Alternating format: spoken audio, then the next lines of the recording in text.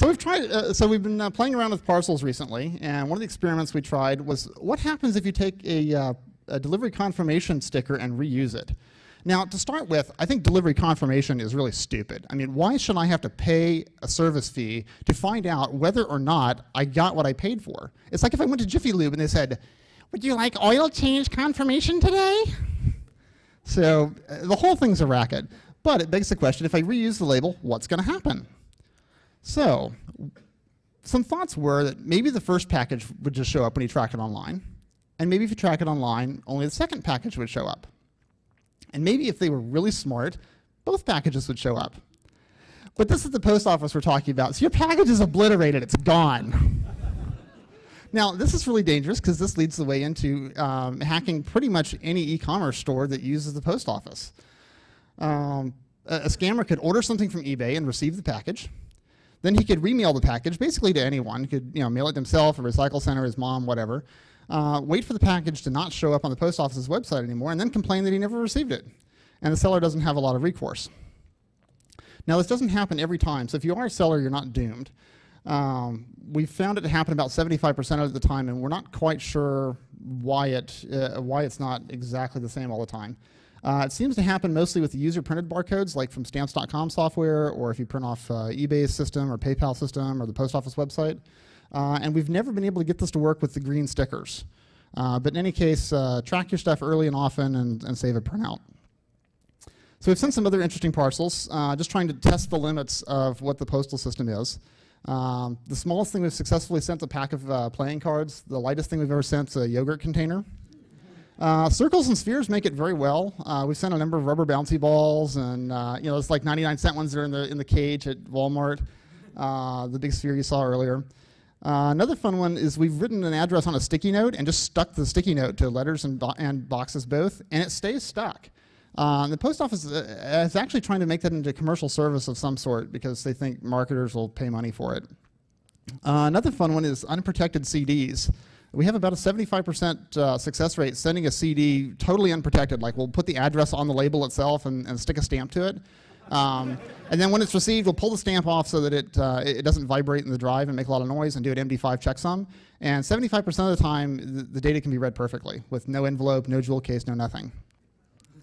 Then one of my favorites is we've done some employee honesty testing. We've taken really thin envelopes or glassine. Stamp collectors get them. In fact, you can get them from the post office. And we've put money in them. So you can clearly see that there's money in this envelope. And we've mailed it. And it's never been lost. It's never been stolen. But sometimes we get a white, opaque USPS envelope that somebody has hand addressed to our recipient. And they put the money inside that and sealed it. So what this tells me is most postal employees are pretty honest, but they think their coworkers aren't. We've tried it up to $100. So, gotten pretty daring.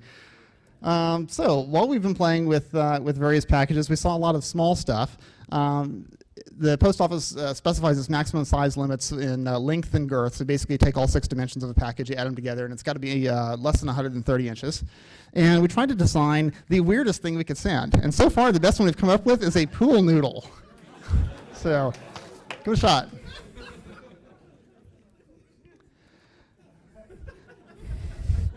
So we have some additional tests in progress. We're playing around some more with color blindness tests, trying to see how it picks up different colors on different colors of paper. We're trying to find that specific really bright orange they use the barcodes in the back and try to make an envelope out of it. We're playing with strange centers of gravity, like take a 2x2x2 box and put a block of tungsten in one corner and then just air in the rest of it. We've been playing around trying to send some packages like with dry ice that get lighter as they go through the postal stream. So do I get a refund on delivery? And we're also playing around with a lot of origami and recycled envelopes. The most recent one we've done is these aluminum foil envelopes, which actually make their way through the postal stream very well. The shiny side out works just as well as shiny side in. So in the teaser, I talked about getting your own cancellation permits, and there's a couple types you could do. It's really archaic. There's like some old stamp collector law that allows you to apply for a permit to cancel your own mail. And I have a URL at the end that has like all the stuff you need to go up and get it. But if you want to be instantly known at your post office as a weirdo, it's a great trick to do. And there's also a totally separate system called pictorial postmarks that you've probably seen like around the holidays, or occasionally advertisers will get their own postmark to put on outgoing mail.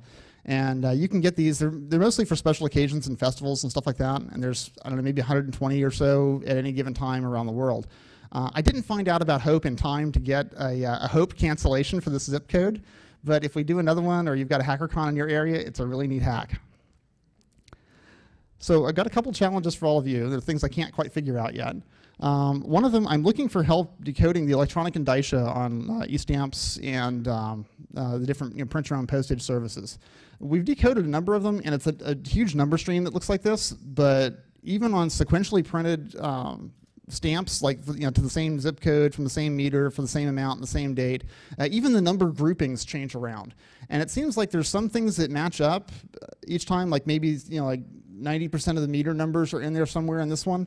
But then if you print the next one, it's in different places and it doesn't appear there. And so we haven't really been able to find out anything. So if anybody works for a company that makes these, I'd be really interested in specifications, because right now the post office is just not giving them to me. Another trick that I'm trying to do is GPS tracking. And I understand there's some cheap like one-off cell phones that you can get that send a signal back saying where they're at.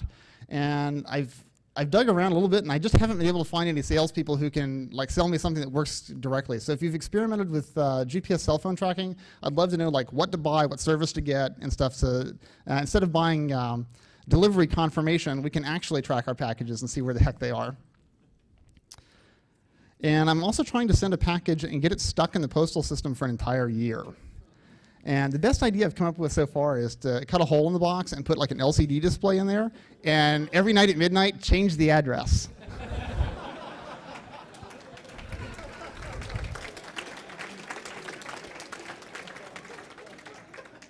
Anyway, I just don't know enough yet about the electronics on how to do this. I know it's really simple, and there's, the Make's got the different controllers and stuff out, but I just haven't had time to learn how to do it yet.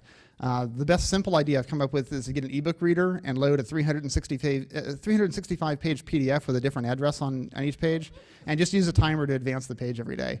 But yeah, if anybody would like to help out with this, we have some ideas on how to power it, and some ideas on how to make a package strong enough to withstand that kind of abuse. So there's a couple of ethical considerations. I mentioned already, don't steal from the post office. It really would suck if the government's spending $100,000 a year to keep you incarcerated for stealing 42 cents. It's just dumb, doesn't make any sense. Please don't do anything that harms other people's mail. And we've had to be really careful with this. Like, we had a group of magicians we were working with that we built a box that is too big to fit down the slot into the mailbox. And it was like had elastic bands and stuff in it, and it would reassemble itself when you let go of it. But when we tested this on a used one, we discovered that it could clog up, or that it would fill up a huge amount of space, and that other people who were putting their mail in couldn't mail their stuff. And so we decided to lay off that idea for a while. And be nice to the postal people. So far, none of them have said anything negative. Some have been kind of confused, and some of them give you ideas. But yeah, be nice to them, and be very careful about mailing dangerous items. The two suggestions I get all the time, people ask me if I've ever mailed dog shit. A, no, I don't have a dog, and B, I don't want to touch the stuff. If you wrap it correctly, it probably can be sent as a lab sample, but no, it's just gross and there's no point. And another one, people see the metal sphere and they ask me if I've sent a bowling ball. And I'm like, that lightweight sphere that was like maybe 3 or 4 ounces is a lot different than, something that's 20 pounds and goes rolling through a warehouse where nobody can hear it coming because of all the machines, and then breaks somebody's ankle. So we got to be really careful with this stuff. So that's all I've got to show today. My blog is alwaysuszipcode.com, and there's a copy of this presentation there. Also, all the links are there, so you only have to write down one of them. And oh yeah, I forgot about the Fred Flintstone one. This is great. Bedrock, Colorado is a town of like 800 people, and they get so much mail addressed to Fred Flintstone that the postmaster had a special stamp made that says "Return to sender, fictitious cartoon character."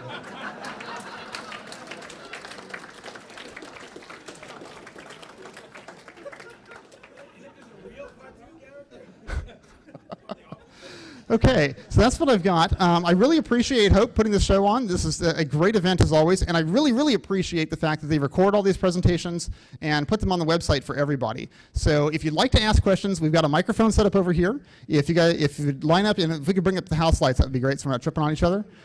We have lots of time for questions and for your ideas. So thanks a lot for coming.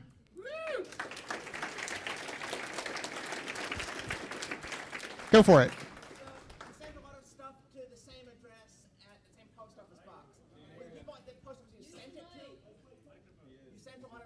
We're having an AV problem. Is the mic working? The mic's not. We have to switch if it has one.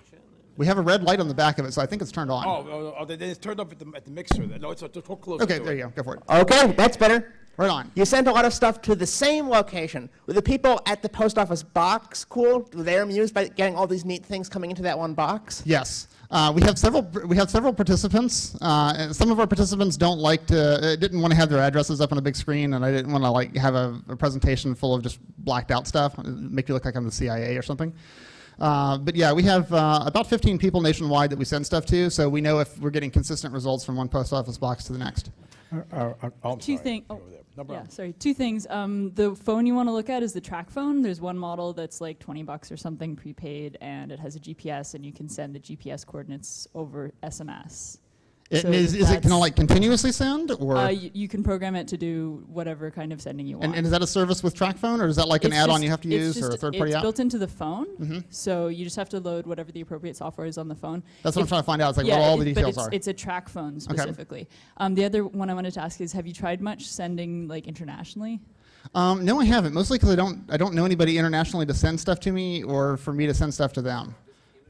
Yeah, so, have you I'd be interested in, somebody asked if Canada counts. We have a hackerspace in Toronto, so if you want to send us stuff. Right on. Totally send me an email. My address is on there. I'd love to get some international stuff.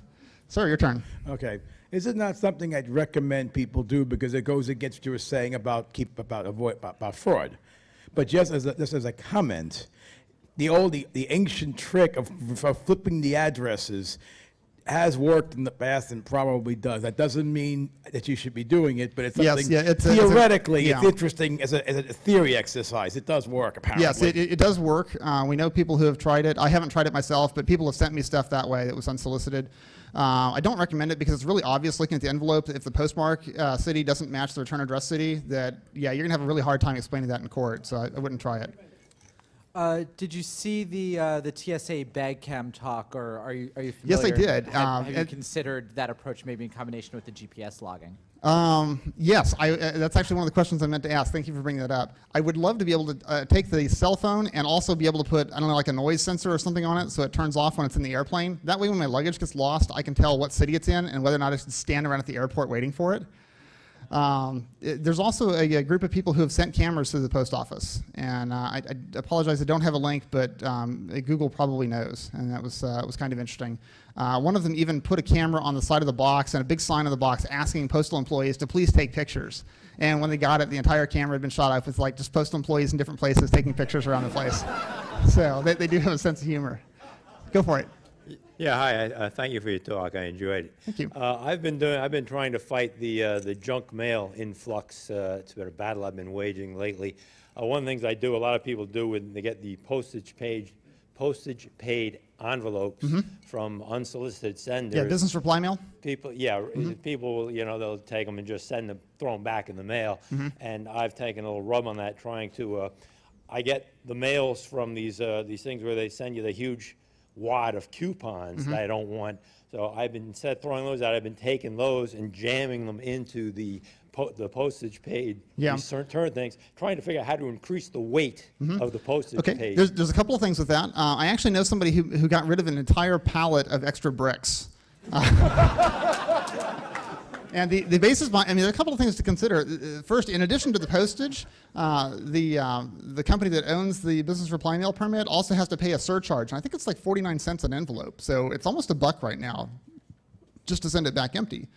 You can add additional weight to it, and I think there's a weight limit. The post office is also not required to charge them, although they are required to deliver it. So I'm not sure how much economic damage you can have. But another thing I've heard is that like credit card companies that receive a lot of those, they open it all with automated equipment in order to process it. And you've noticed there's like barcodes and stuff that identify your application, so they don't have to retype it and all that kind of thing. Glue the envelope completely shut, and you'll probably jam one of those machines. Go for it. Have you ever tried sending magnets through the post? Say a magnets, yes. You can send magnets if they're above a certain power rating. They have to be labeled as ordinary regulated materials domestic. But yes, you can.